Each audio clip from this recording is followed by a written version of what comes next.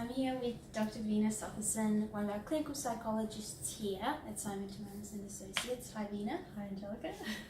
Veena, I'm aware that you're passionate about using compassion as part of your work with people. Can you explain what is compassion versus self-compassion? Yeah, good question. So, compassion is, and self-compassion are both terms that often get quite interesting responses. So what I've heard are things like, oh, compassion, that kind of fluffy, lovey-dovey stuff.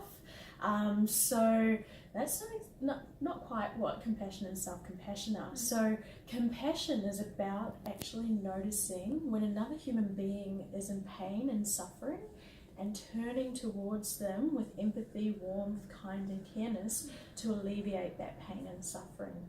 So an example might be, if you're walking down the street, it's freezing cold and it's pelting down with rain, and you see a woman with a child on the side of the street, begging for money, and they are really cold and they don't have shelter, and your heart might go out to them and you might experience a sense of wanting to alleviate their suffering and their pain, because you can see that as human beings they're going through something difficult, right? So that's what compassion is. Self-compassion is when you turn towards your own pain and suffering and you try and alleviate that, because again, you're a human being as well. We sometimes tend to forget that, but we're human beings. We're not perfect. We make mistakes. We go through some really difficult, crappy times. So it's about turning towards our own pain and suffering. And actually, the reality of society and the way that the world works at the moment is that there's a lot of pressure on us. So in Sydney, for example, there's a lot of pressure for people to meet demands of work, home, financial pressures, striving to do better, to get somewhere, achieving, and so we are often operating in our threat or critical system. So what that is that sort of fight or flight, anxious, fear-based sort of system that kicks in and tells us push harder, go for longer, do what you need to do to get the money, to get the titles, to get the status. And that's not necessarily the best place to always be, because as human beings, we're not robots, which means we're also susceptible and we're vulnerable to things like depression, anxiety, stress, eating related issues which arise from being in our critical threat systems for too long. So self-compassion is really important, because what it does is it takes you away from that old part of your brain which really wants to drive you into that kind of critical, unrealistic kind of expectations and to meet society's demands and your own demands and pressures, and takes you out of that and more into the self-soothing, caring, calm, kind system. So there's this new part of our brains now, it's the frontal lobes, where we can sort of practice deliberately self-compassion, and that sort of strengthens that part of the brain to help bring your heart rate down, to reduce to slow down your breathing, to reduce muscle tension and all the kind of physical responses that might happen from being in the threat, fight or flight system, if that makes sense. So that's just an overview of what compassion versus self-compassion is. Okay, and how can we practice self-compassion intentionally?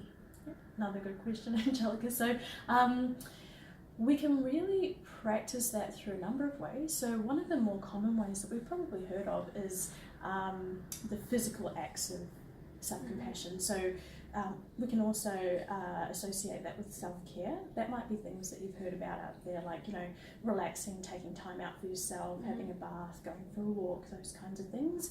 They're very important.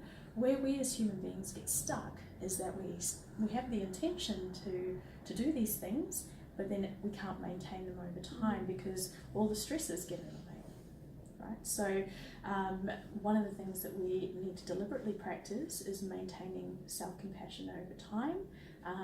And another thing that we also need to practice is compassionate self-talk.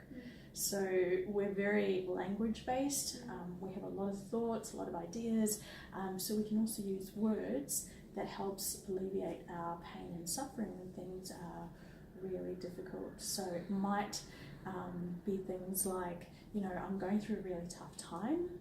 This is really difficult for me, what I'm facing, and I'm trying to do the best I can, and I'm really, you know, going to try to get through this as best I can. So it's like understanding that you are going through some really hard, painful things and difficult things in your life, and at the same time not trying to be like, let's just get on with it, let's just move forward, stop thinking about this, stop worrying about that. That's more of the critical kind of unrealistic sort of expectations talk. So I have done some training with Paul Gilbert in compassion focused therapy, and the really important thing about compassion focused therapy is introducing some skills that helps you maintain deliberate practice of self-compassion, which is so important in today's society, because we need to actually find ways to deal with stress, and self-compassion is